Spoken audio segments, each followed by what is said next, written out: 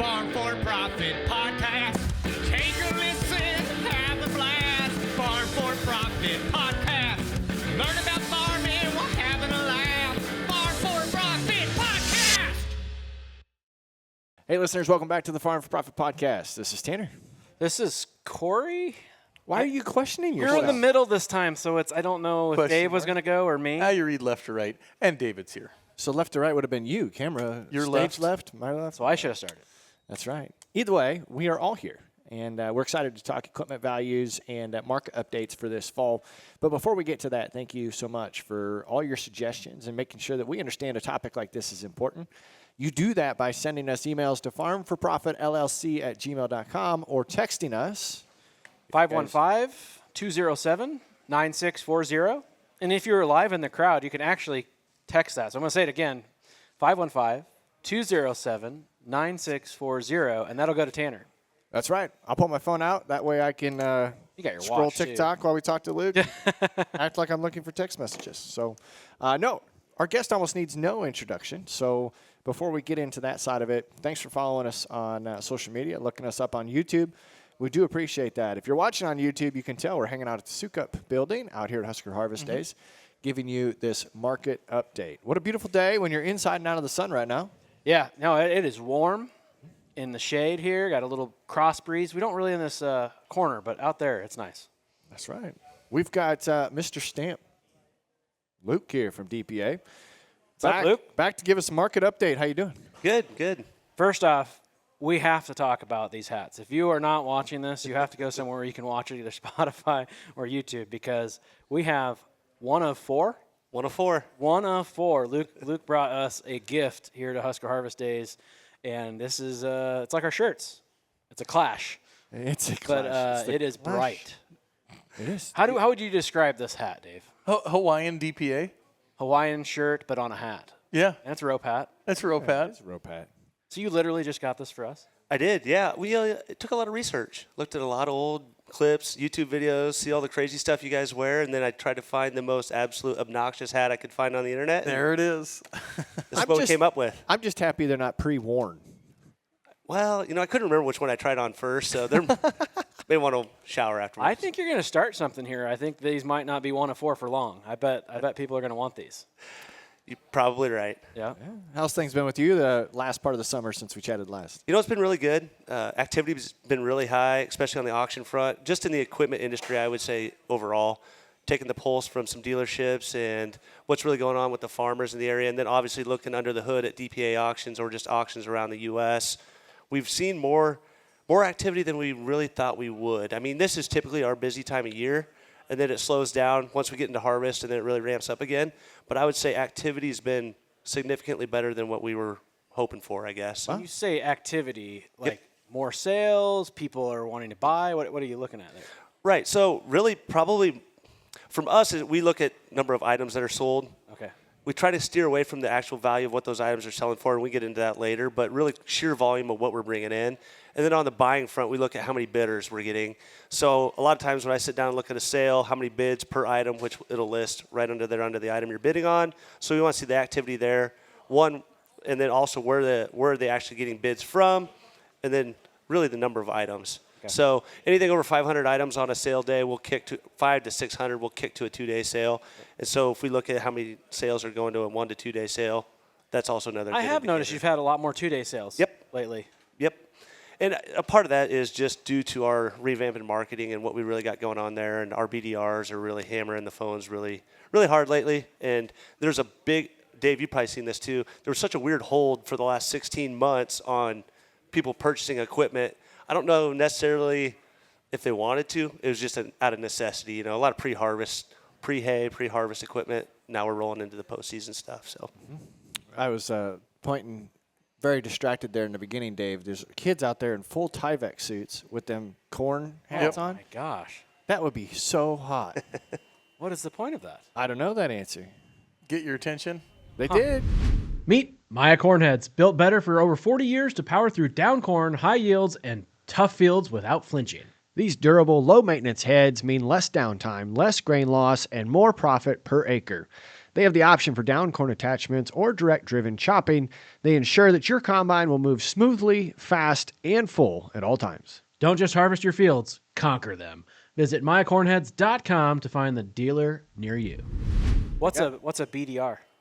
BDR is our inside sales or people that manage the phone. So anytime you go in and log in with a username to either bid or sell, you get queued up into our system.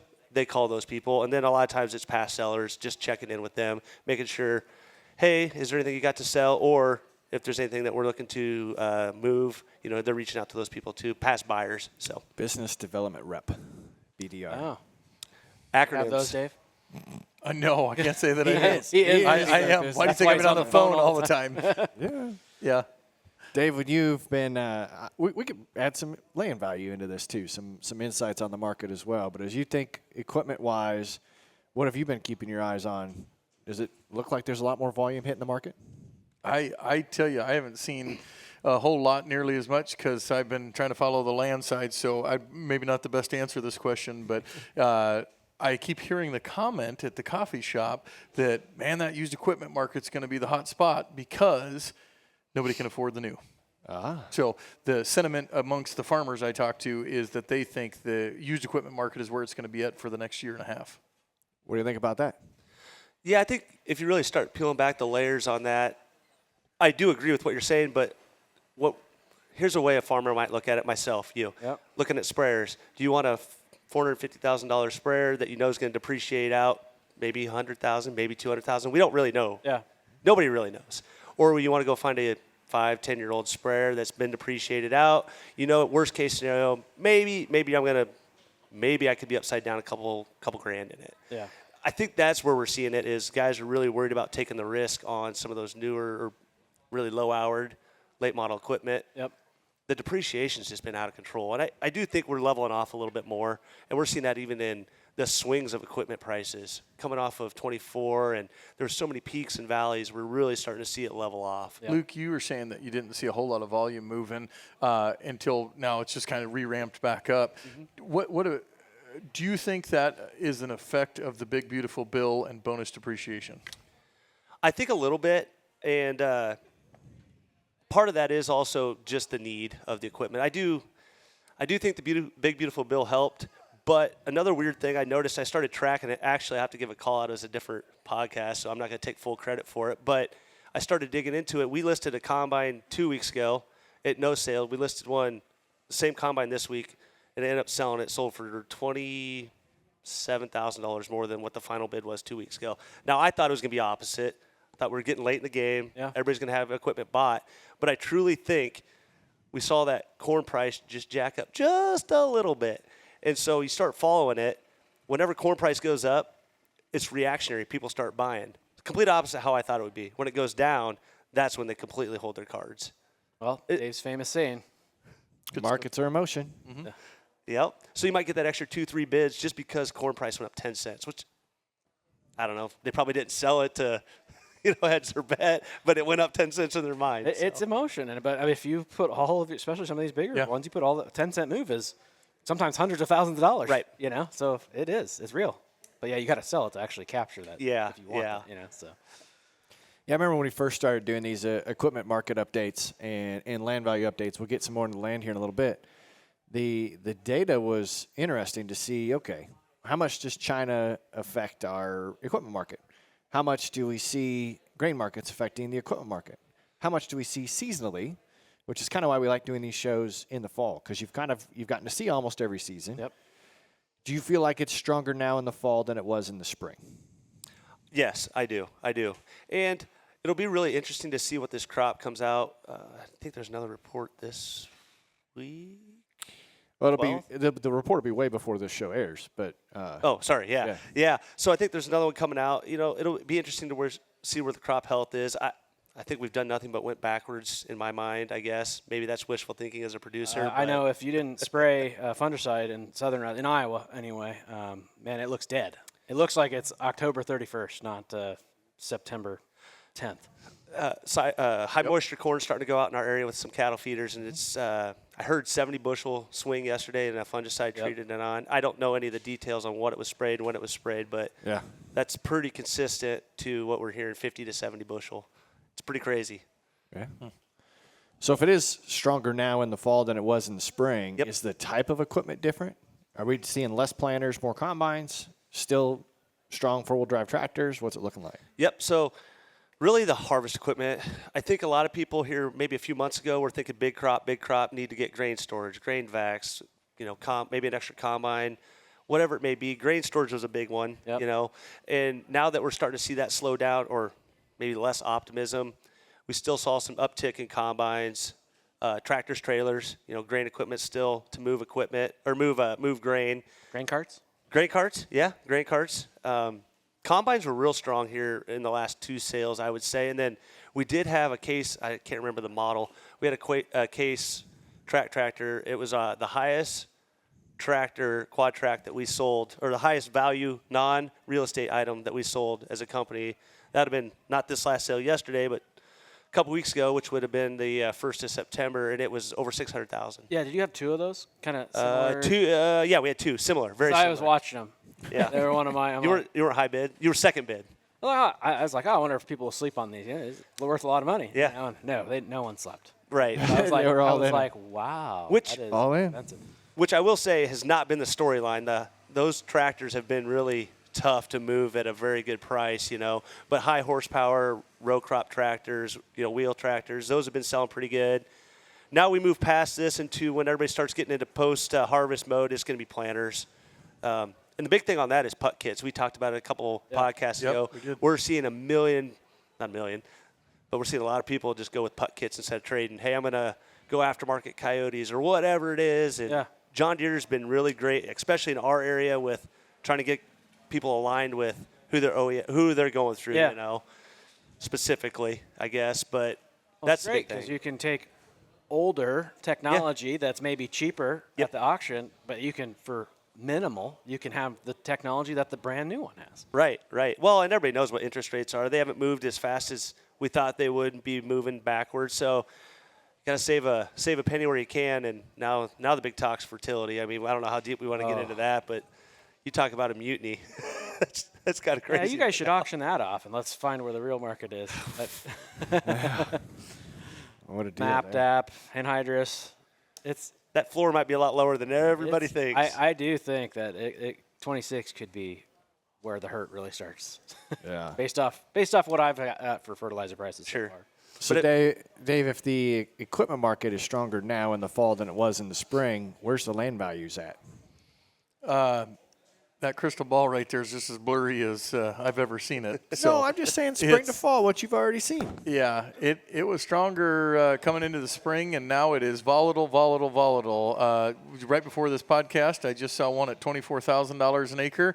Last week, I saw one not sell at $6,000 an acre. So if that doesn't show you the spread. But that $24,000 one should have been a lot more because it was on the edge of metropolitan area, wasn't it? No, this was seed corn. Okay, because I saw one. You saw one. I saw that one was that was 15. Yeah, I thought 14 and 20-some thousand. Yeah, and they were right on the edge of transitional ground to development. So it's just going to be depending on who your neighbors are, how well they're positioned, Tanner, and if grain goes up, land prices will follow immediately. And stay strong. Or is it going to fall out of bed? No, it's not going to fall out of bed. We were at Iowa Corn Growers tent at the game the other day, and that one realtor friend of mine works for my competing company, said, I guarantee the farmland market, you mark my words, it'll go down 10% next year. So volatile is my word. Guarantee is a strong word. That's what she said. It's also supply and demand. There hasn't been a lot of land for sale. Right. And that's what's kept it up right now is just there hasn't been. But remember, 82% of farms are paid for free and clear. There's still a lot of equity. We had an equity versus cash position discussion the other day. But the banker we talked with on the first podcast said something. He said, I'm just advising my guys how to get through to next year, not advising them how to buy land. So we still have auctions, but who's pulling the trigger? Where's the buyers? So sellers don't want to sell front of the money, so we're going to see a whole lot more listings and less auctions. They'll list it. If you know the price you want, set it. Forget it. Wait till the right guy comes. and I hate to say that being the auction side of me, if we have competitive bidding, it's a strong market, it's bullish, then we go to auction and we see what somebody's willing to give. So I think my trend is you're going to get a little bit more listings. So would that same theory fall into the equipment side of things too? Do you think you're going to see more equipment get listed rather than put on an auction? I thought it was interesting you said right away that you rolled a combine from one sale to the next because it didn't sell. Yep. Honestly, I think it's a little bit different for us in the auction side on the equipment. It just depends. I always laugh when I get on Facebook Marketplace, probably like all you guys. Yeah. Middle of the night, you're laying on the side. And once you get I done know with you TikTok, do. You sent me one the other day. anyway, That's what guys do. Is they list it there, and then when it doesn't sell, and they don't get any movement, they call me, and then all of a sudden we get it on there. It's all about, and Dave knows this too. It's about listing it with the right person, whether it's DPA or whoever it is, to get it in front of more bidders or more buyers. Facebook can only reach that certain area. There's other publications you can use that you can list it in. Do you want to field the phone calls, deal with the money transfers, deal with the lien searches? It's still a service. It's still a service, yes. Yep, it's still a service. And lots of people have one item, they Yep. list it on Facebook, great. But when it comes to a retirement sale or more than one item, it gets to be a hassle, and that's really what the auction service is. Yep. So how long are you leaving that 9530 on Facebook before you send it to Not my call. It's not mine. I bet we can give him a sweet deal. Yeah, probably. Is it your dad's? No. Oh. No. It's a seed customer of mine. Oh, gotcha. So, yeah. Just The work only that into reason the he seed buys price. seed from me is because I will sell a few of these pieces of his equipment. It's not that good Corteva genetics. It is. No. Yeah. It is. I mean, I don't have a fancy belt like you. I got this when I was That like is 12. That's full brand. And it still fits, guys. Yeah. Full brand. full brand diving into there. My- Do you get a my dad tattoo worked of for- that too. No, thank God. Thought I was going to be there forever. My dad worked for Pioneer for 18 years, and then I rolled into it. So Yeah. we all eventually got out. So We work a lot with attorneys and banks. Yep. What are you hearing on the bank side? You only hear the bad stuff, like that guy's going bankrupt or that guy's going out. There's still people in good position, but what are you hearing from the banks? Do you think we're going to see more bankruptcies moving equipment? Or liquidations. Forced sales. I was told to use forced sales. Forced sales? Forced sales. Yeah, actually, a couple examples. Met with a handful of operations with their bankers. Both of them are going to be in certain situations financially, and we sit down. And personally, what I do is we go through their asset list. What's the bank have it at? We run it through our appraisal process, get a general idea, and then we start picking the pieces that they could sell off. And so we're seeing a lot of operations downsize. Whether, hey, I've got 4 tractors, that one doesn't get used maybe once a year, twice a year for a couple of weeks. What can we do? So a lot of our conversations with banks are very much that. Hey, your producers are a little stretched thin. Let's look at their working capital. Let's get stuff narrowed down. Where can we make their equipment line efficient? Get rid of some of the stuff that is, quote, sitting in the fence rows or maybe a tractor that they don't need. Just kind of like when John Deere came out with the high-speed planter. Hey, you got 2 planters, you can go to 1. Yeah. But we're going to charge you basically for 2. Anyway, so long story short, we do a lot of that. So we sit down and review if they want us to. It's not a paid service we offer, but it's just something we do. It's sit down with operations and really kind of grind through what they got. I was just saying that's even something you can do before you're in financial trouble. It's great. great. Our listeners are some of the most forward-thinking people. That's why they choose to listen to Farm for Profit. That might not be a bad thing to do, even on the land side of going, hey, a second opinion, maybe some ideas. We could generate some extra liquidity, set ourselves up for opportunity. Let me make a note here about auctions, though, just for any listeners. He used the term forced sale. There are auctions that are forced sales, but I want to get rid of the opinion or misnomer that auctions are only used for divorce, dissolution, disagreement, death, or something bad. Auctions yield the highest price.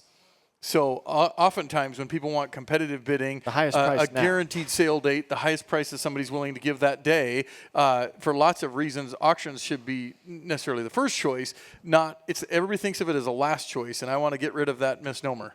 I'm glad you brought that up.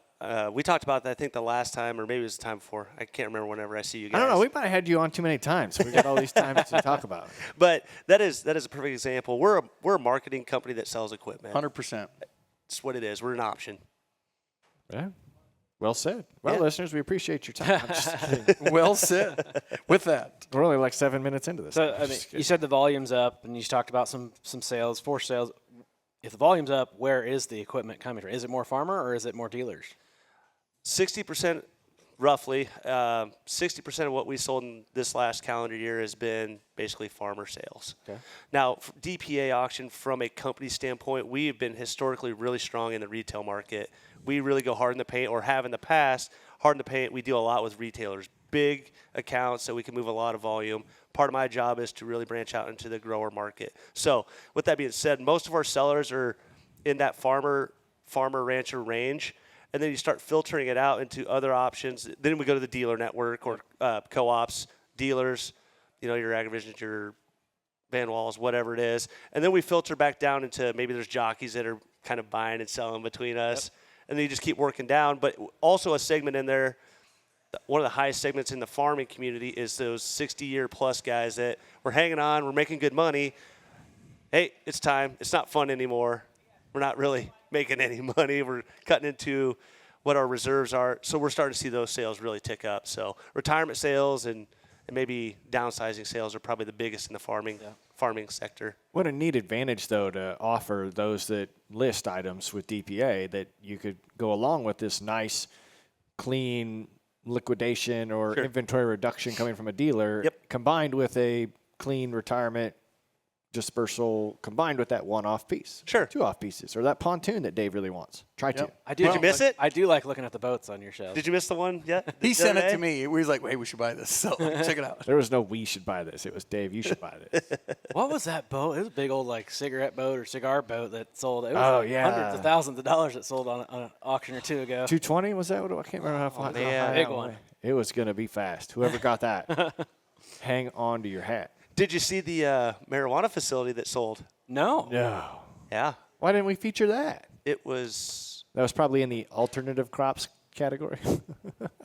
It was not this past sale, so it would have been the 1st of September. Like growing or selling? Guess what the final sale price was on it?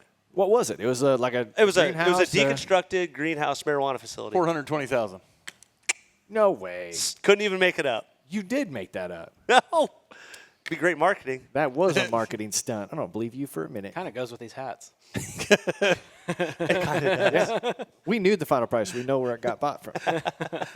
I was going to sell my tractor, but then I got There you go. We just found our impact segment. Yeah, we don't sell. We don't discriminate against anything. We sell whatever you got. Who went to chase that? I called our marketing director, and he's like, I'm going to have to figure out where that lead came from. We're throwing a lot of feelers out there on a lot of different social media sites, and we're not really sure where that came from. We might go back to the well on that. It was probably a farm-for-profit listener. Probably. So is it going to stay at that facility, or you don't know? Sometimes the least you know, the better when you sell stuff like that. I feel long as like it when you gets get delivered. something like that, you guys should do marketing, follow up. Yeah, yeah. Go to do a story on it. Yeah, be kind of cool if they're willing to do something. You never know. I'm not, we sell a lot of equipment over into Mexico and Canada, so I'm not really sure where it went, what it went to be used for, but. Okay, so we know marijuana growing equipment's selling hot right now. Oh, yeah. Yeah. What else is hot right now? Right now, oddly enough, still combines we're not quite into fall yet, so there's still a need for combines and grain carts, grain trailers, economical day cab semis. A guy could throw on another body in it. Pre-def equipment's still pretty strong. Low-houred, well-maintained machines are still strong. The stuff that's struggling is just the items that we were flooding the market the last 3 years. The 1 to 5 year old high horsepower stuff is still struggling from a dollar standpoint. It's still selling, but the retail to auction price is still, that spread is still so astronomical, and which is good for us. We still like to see a healthy spread there, but that's where, as a seller, that's where they're struggling. You know what I mean? Do you see, with a bump in cattle, do you see a bump in cattle Support items? equipment? Yeah, really, I don't want to use this term, but dumb tractors they're bringing pretty good money right now. Something that doesn't have a lot of bells and whistles that's going to start when it's cold out, when these guys are having to work cattle. That's still selling pretty well too. Yeah, good call out on there, but yeah, that's been moving really well. Yeah, I think with that day cab semi-tractor item that you've observed? We need to have like a special private sale that doesn't get advertised very well. Because every time I put one on my watch list, it's 5 days before the sale goes, and it's already out of my budget. Yeah. Semis did. I felt like they fell out of bed there for a little bit earlier this year. Agree. And they ticked back up because I was in the market. And I'm like, boy, these are selling better. I should have got on it earlier. Yeah. It's weird. Oddly enough, we have a market out on the East and West Coast that we move a lot of our semis. I don't know if it's just what they've got or what we have is what they need out there, but I had a guy out of Washington, his business has Bigfoot in the name, and it just makes sense. Washington State. That kind of checks out. Yeah. Kind of checks out. But you get to see all walks of life and all over the United States when you work for DPA. So. Yeah. Dave, what about land? What kind of land is selling really hot? Good stuff. So anything that has a high productivity and is square, flat, and black and easy is the stuff. But there's investors looking hard. I've had a lot of calls lately from investors wanting to place money, but like the one the other day, he wants 4% return. Most farmland, then I got to go ask Corey for a $400 cash rent, which doesn't work. So I have guys that want to place their money into farmland in that even medium stuff where they can get the tax write-off on tile, tax write-off on nutrient depletion or nutrient that's in the soil already.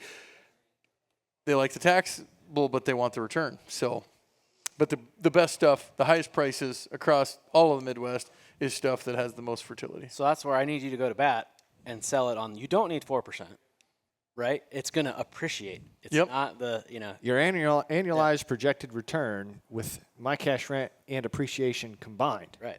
The problem is those guys that are doing that are pulling out of the stock market. Edward Jones that were making 10% or 12%, so they were taking a hit anyway at 4%. So it's hard to convince them that even with appreciation, they'll get 6% over a 15-year spread. It's a long-term hold. People invest in what they know. They can't go stand on their stock. They or can't grow something with it. Didn't they used to send out like plaques and stock certificates when you'd buy? And you'd shove those in your safe. You could go stand on that stuff. Yeah, we have a Green Bay Packers stock on the wall. There you go. You could go stand on that. How's your stock in the Packers this year? Does look good.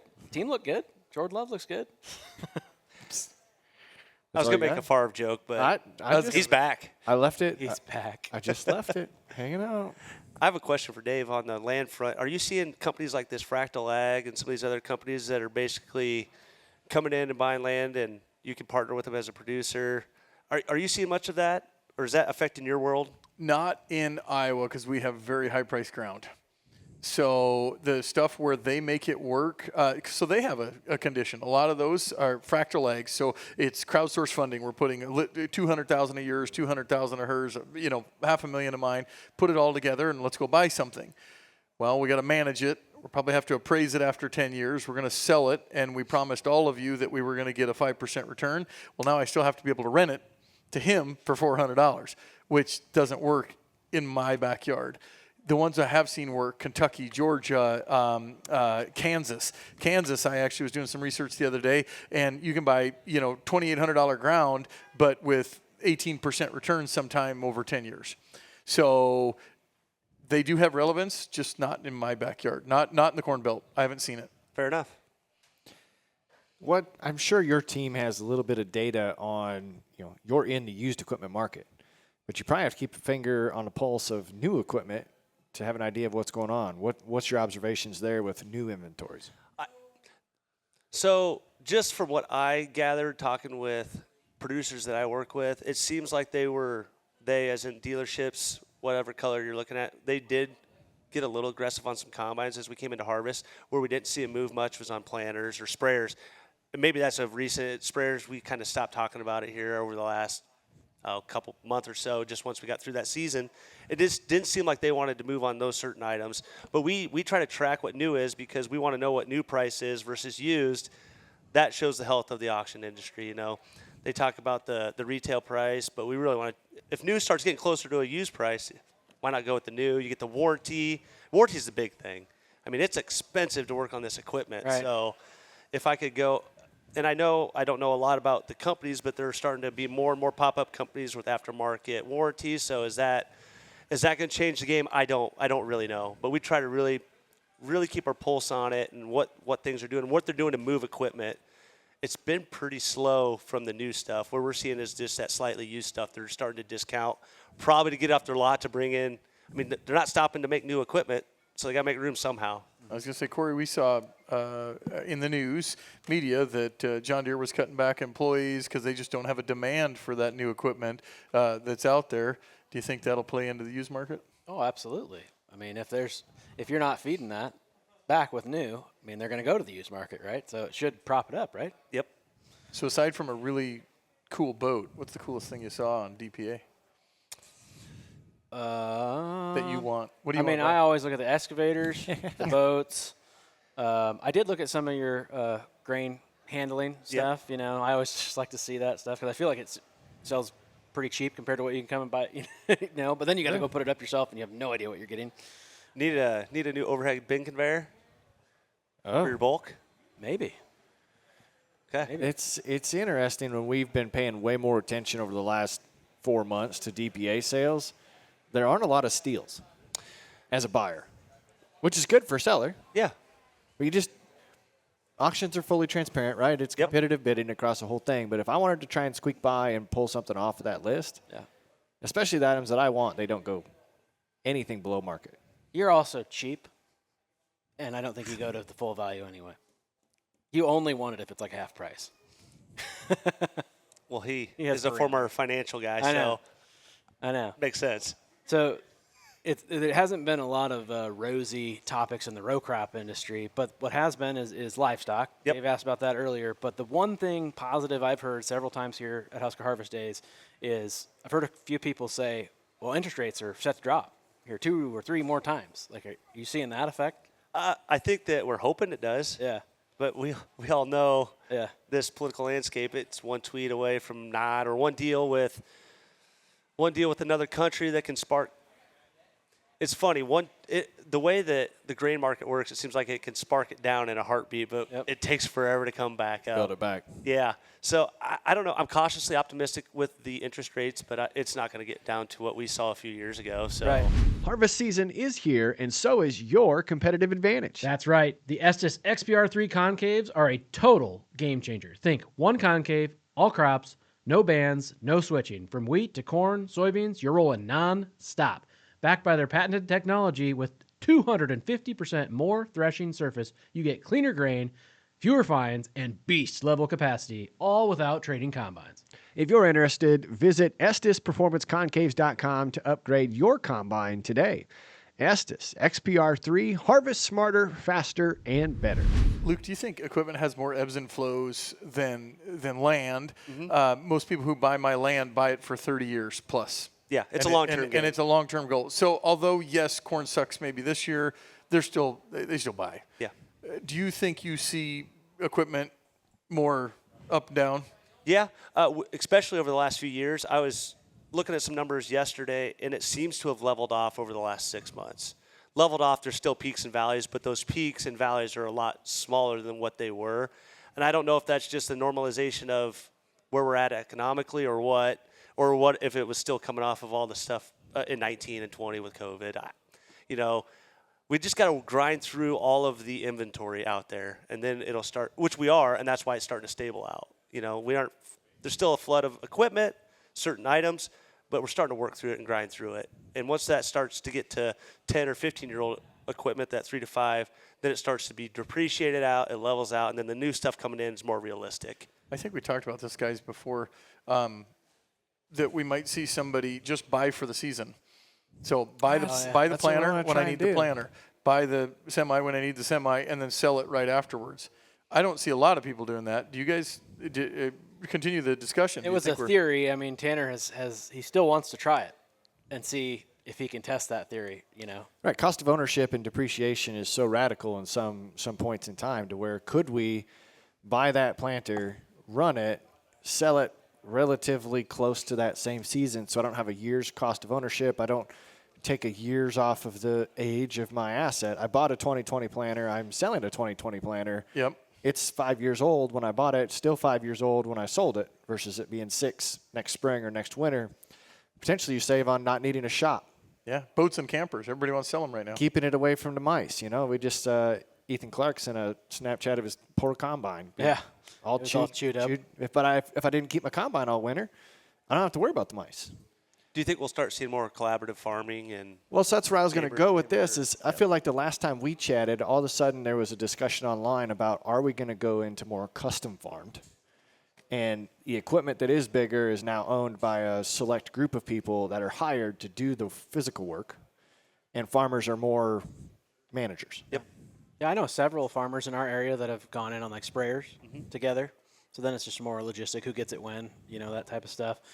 I went in on with a neighbor on a grain vac, right? They needed it for 20,000 bushels a year. I needed it for 20,000 bushels a year. It wasn't like our grain vac literally sucked, not very good. Yeah. And we could have used an upgrade, so we got a nicer grain vac for half the price. Makes sense. Yeah, and we're really not wearing it out, That's nice. It'll be interesting. The U.S. Custom Harvesting Conference is in Des Moines this year. Yep. Try to sneak over and pick the brains on those guys because We'll be I there. read the same thing. Nice. Yep, Yeah, we'll be same. set up. We can have a chat there and do a winter update. If you're ever curious on more of that cooperative farming, there's in Australia. There's Bullabara Farms. They've got a Facebook, social media. It used to be big a few years ago. They're really big into that.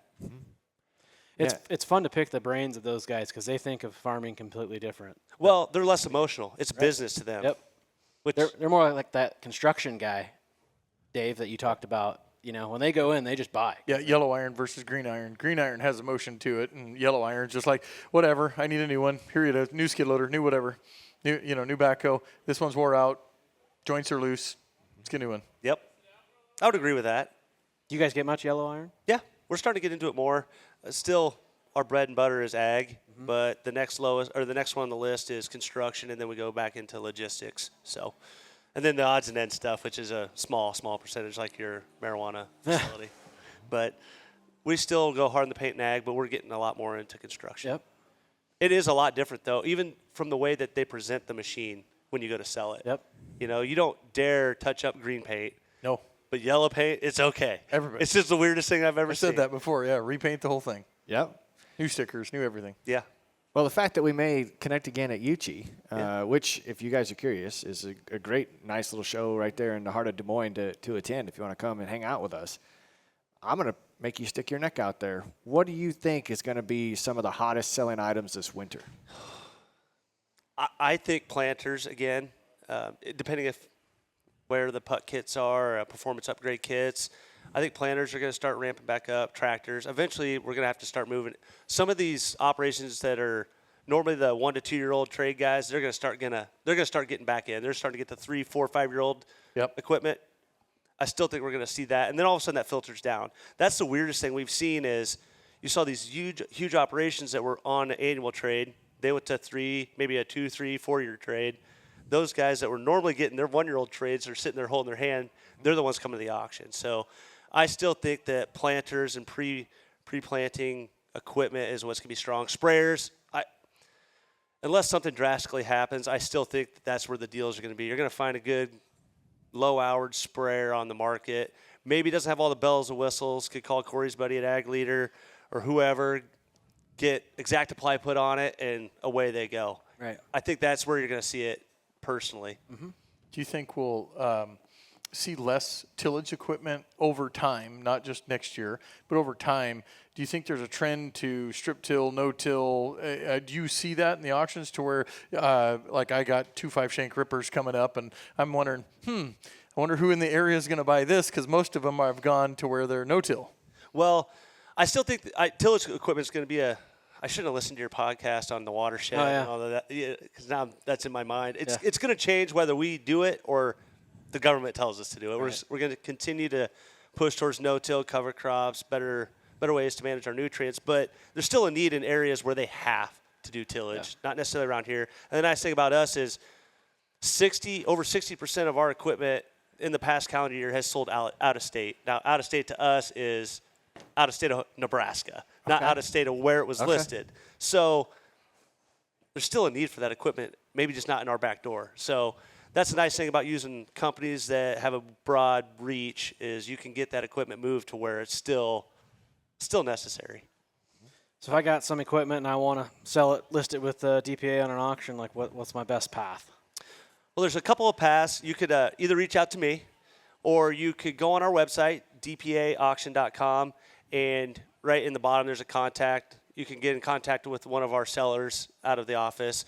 So it's really what you want to do. Or if you've got a current local guy that you work with or somebody you've worked with in the past, just pick up the phone. And you guys are all online, correct? All online, yep. Yep. Do you ever get requests from old boys that still want the live? So we've done in the past, and we'll continue to do, if there's a large dealership auction, we can rent a lot. We've done that in the past. Rent a lot, have a one-site auction. But it's amazing once you get people away from it, unless the people that are the most mad are the guys that want to go make an event of it. I'm going to go get lunch. I'm going to go get coffee. I'm going to go hang out, talk to. No intention of bidding on anything. They just want to go see what's going on. Yep. But for us, it's just so much more efficient. Yeah. I bet you guys that at least 85 to 90% of all auctions across the United States have moved to online. Sure. There's not many aside from Cars and Cattle that still do live every Friday, every week, and they're dwindling as well. Sure. Well, and we're still family owned, so we still try to have some of that intimacy from all the services and that we offer. But unfortunately, online is just way more efficient. I love it. Yeah. You think land's going to go all online? Not with my company, it's not. And the reason I think so is because it's still a relationship business. It's a trust. You have to trust the person you're working with, and whether it's the sales rep at DPA or it's land, it will eventually. It will. But in the short term, no, because I still like the relationship building with us. Honestly, is it more efficient? Talk with some of my competitors. They've already done it. They've already transitioned all online. The buyers will come. Buyers will buy it however you offer it. If it's jump on one leg, if they want to buy it, they'll jump on one leg. It's what do you decide to do as your company. I still like to build relationships. Fair enough. I will say though, on the seller front moving forward, I mentioned it's going to slow down here in October. That's when guys are in the field, but we're still booking a lot of auctions to items now. So once we hit that go time, it's already ready to go. So don't feel like you shouldn't be ahead of the game. And same for buyers. Do your research. I know we talked about it earlier, but buyers, there's deals out there still to be had, but make sure you do your homework. Get a realistic expectation of what the value is. I was just going to go there. Realistic expectations. So, whether you're a buyer or seller. So if somebody wants to sell their stuff, Corey's got a combine to sell. He goes to sell something with you. Yep. You guys give him an estimate on that. And oftentimes you give an estimate, let's say it's $120,000. Is that where you set a reserve? Do you set a reserve? I'm glad you brought that up. So I've learned a little bit in the last year and a half that I've been here. The reserve, and again, I'm an emotional seller on the farming side. If I have something, I think it's worth way more than what the guy's wanting to pay for. It's just the way it is. But what is the lowest? If somebody shows up with a wad of cash at your door today for that piece of equipment, are you going to be able to take it or not? Yep. And 9 times out of 10, they'll say my reserve is X. And by the end of the conversation, you find out, oh, no, it's here. Yeah. Because we will pick up the phone and call after sale if it no sales. Who's the last bidder? Hey, the guy said, hey, I'll take that, I guess. Why didn't we have this discussion earlier? Yep. Oh, wait, we did. It doesn't work out. It's almost every time the person's like, I don't want it now. I'll give you this. I'll give you. That's exactly what happens. So it's there to protect a disaster. 100%. Your guys' go ahead. Oh, it's crazy, though, and you pay attention if you guys get on. If we have 2 like items on a sale, one with a reserve, one without, the one without a reserve sells better 9 times out of 10. If there was something between 9 and 10, it'd be that. It's just insane how much – it's a mental game. It's an absolute mental game. So your guys' commissions, too, you keep them low because you go on both sides, right? Yep. We're 6 and 6. Yep. With a cap on the buyer side at $5,000. Okay. Yep. No cap on the seller side. No. I got to make money. Yeah. My kids are in basketball, Tanner. Yeah, you do. You guys travel every dang weekend. Mm-hmm. I don't know how you guys do that, but yeah. I had another one. Man, it is escaping my mind right now. That's fine. I know what it is. It's your little 110 loader. You're looking for a little wagon behind it now. Sorry. I do. If you find a little baby gravity wagon, I need one of those. There's a guy out this way that makes them. Really? Yeah, I got one for pedal tractor. It's out in Kearney. Easy Trail is the one that you saw out at Farm Progress. Yeah, it was pretty cool. Yeah. It was pretty cool. No. Well, this is always a pleasure. Yeah, thanks, Like guys. I said, we've gotten to chat too many times now because we can't remember what we said the last time versus the time before that. But it's always good to have a market update. Appreciate you jumping in there, Dave, sharing us some information on the land side. Everybody knows how to find you, so we'll keep sending them to DPA. I got it. I knew I could stall just long Are enough. you had some pretty good no seller's fees? Yeah. Are you going to extend that or do any marketing like that this coming up? Or I'm not saying we won't. We don't have anything right now. Yeah. But I will say that we ran that for, how long did we run that for? About 4 months? Yeah, it was at least 3. 3. It was very successful from the standpoint of a lot of those people have came back without the no sale Yep. and sold again. Yeah. So it served its purpose. I'm not saying we're not going to do it again, but right now, no. Okay. I can be bought though. I should have a shirt that says I can be bought. Because it's true. I like it. Well, thanks again, listeners. We always appreciate you too. So until next time, have a good one. Farm for Profit Podcast. Take a listen, have a blast. Farm for Profit Podcast.